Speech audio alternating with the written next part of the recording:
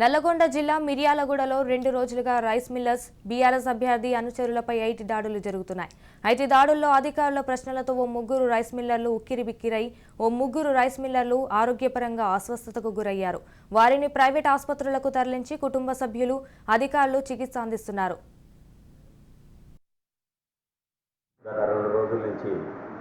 మిర్యాలగూడ పట్టణంలో income tax వారు కొన్ని రైస్ మిల్ల మీద తనిఖీ చేసి 2 రోజులుగా నిర్విరామంగా వారు తనిఖీ చేయడం వల్ల ఆ యాజమాన్యం కొంత అస్వస్థత గురి కావడం జరిగింది.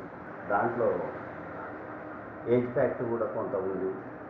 ఎందుకంటే కంటిన్యూగా 2 రోజుల పాటు విచారణ కొనసాగించింది కాబట్టి కొంచెం నిద్ర ఆహారం తక్కువ ఉండొచ్చు, మరే కారణం కావచ్చు.